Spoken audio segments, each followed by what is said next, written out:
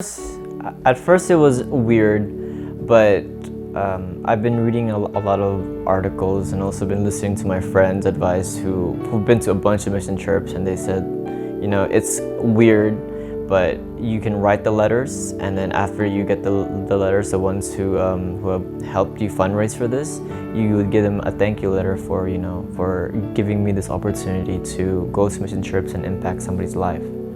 A lot of it has to do with what you want to do within those times. If you're uncomfortable of leaving for a great amount of time and you want to finish school first, sure, like you can go for 2 weeks, see if you like it or not, and if you really enjoy it, maybe you can commit yourself to going for the long term and go for a year or two.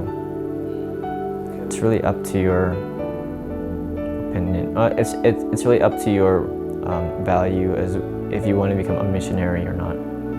Going alone would be, I've done it once, and then it's definitely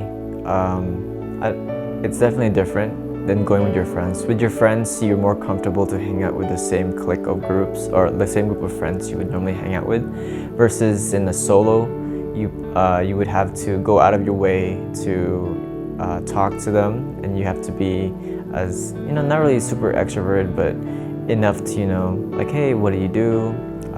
My name is this. You have to kind of put yourself out there, because the whole point of having mission trips isn't that you just go there with your friends. You have to also, you get to meet new people, get to experience what their culture is like, and have a different perspective in their values and also as their culture. So I guess the difference is just that if you're solo, you have more new friends to talk to, and you're not stuck with one group of friends.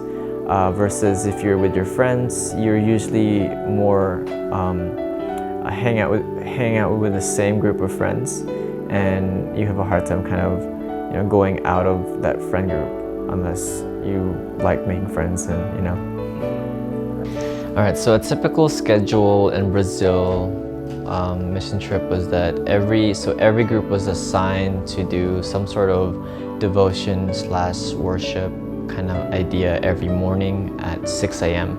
And then at 7 a.m. we would have breakfast until 8, and from 8 till 12 we would be doing our designated stations, whether you were at the clinic or whether you were doing construction or you were at the school.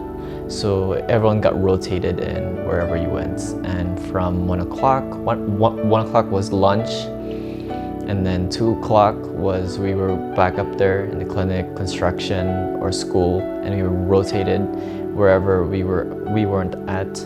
And then at 5 we would go back to the boat, and at 5 we would just be getting ready to eat, and then from I think at 8 o'clock around that time we would go to, so all the kids would be in this area where we would be doing like a kids, what do you call that? It's like a kids program where we would do pretty much Bible stories in Portuguese.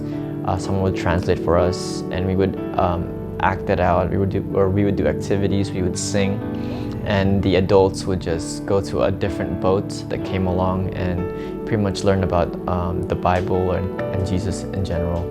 So like for the kids, and that would go for until 10 p.m. so they would go to sleep, and then we would go back to the boat, and it would repeat the next day with a different group doing the devotions at 6 a.m. and everything.